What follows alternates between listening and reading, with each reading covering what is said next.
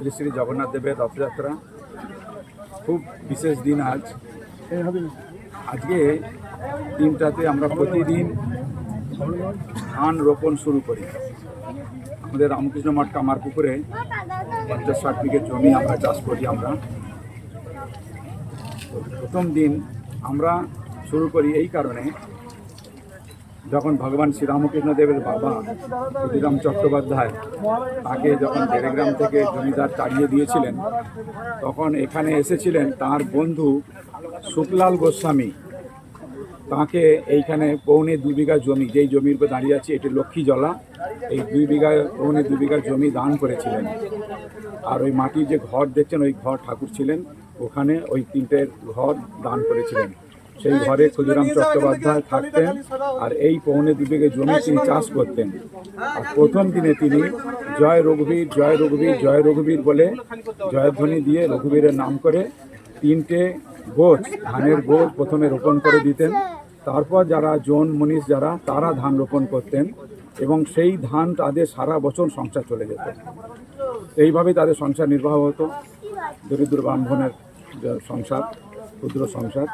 তো সেই ট্র্যাডিশন অনুসরণ করে আমরা প্রতি বছরই এটা করে আসছি। আজ নয়, বহু বছর ধরে আমরা এইটা করে আসছি। আমরা ঠিক করি যে রথের দিনেতে আমরা এই ধানটা রোপণ করি। তারপরে আমাদের 50-60 বিঘে জমি আছে, সেখানে আমাদের ধান হয়, 3টে ফসল হয়, ধান হয়, আলু হয়, তারপরে পাট ইত্যাদি সমস্ত হয়, তিল হয়। তো এইভাবে আমাদের যে ভক্ত, হাজার হাজার ভক্ত আছে, তারা প্রসাদ পায় এখান থেকে, এই ধান থেকে। এই সারা বছর আমাদের যা আলু হয়, সেই আলু আমরা চাষ করি, তাতেই আমাদের সারা বছর হয়ে যায়। এত হাজার হাজার ভক্তকে আমরা খাওয়াই। তো এইটা আজকের দিনে আমরা শুভ দিন, যে আমাদের ক্ষুদিরাম চট্টোপাধ্যায় তিনি করেছেন, সেই ট্র্যাডিশন অনুসরণ করে আমরা সব সাধু ব্রহ্মচারী সবাই মিলে আমরা ধান রোপণ করলাম। এরপরে আমাদের যে মহারাজ দেখাশোনা করেন এগ্রিকালচার ডিপার্টমেন্ট, তিনি তার তত্ত্বাবধানে জন মানুষ দিয়ে আমাদের 50-60 বিঘে জমি চাষ হয়। এটা আমরা বেদের মন্ত্র উচ্চারণ করি, আর রঘুবীর, শীতলা এবং ঠাকুর মা স্বামীজির জয়ধ্বনি দিই, জগন্নাথ দেবের জয়ধ্বনি দিই, লক্ষ্মী মায়ের জয়ধ্বনি দিয়ে শুরু করলাম। এটা আমরা করি।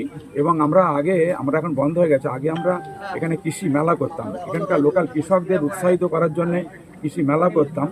তো আমাদের বক্তব্য হচ্ছে যে চাষটা আমাদের খুব প্রধান জিনিস, আমাদের চাষ আমাদের করতে হবে, এই চাষকে নেগলেক্ট করা চলবে না। সেই জন্য আমরা নিজেরাও চাষ করি, সবাই চাষিদেরকেও চাষ করতে বলি। আমাদের এখানে এগ্রিকালচার ডিপার্টমেন্ট আছে, তাদের ট্রেনিংয়ের ব্যবস্থা আমরা করি, আমাদের ভার্মি কম্পোস্ট ট্রেনিং ইত্যাদি দেওয়া হয়। তো এইটাই হচ্ছে মানুষের কাছে বার্তা, যে সবাই চাষ করো। চাষের মধ্যে কিন্তু অনেক উপকারিতা আছে এবং অনেক ইনকাম আছে, এবং স্বাধীনভাবে চাষ করা যায়। আমি যে একবার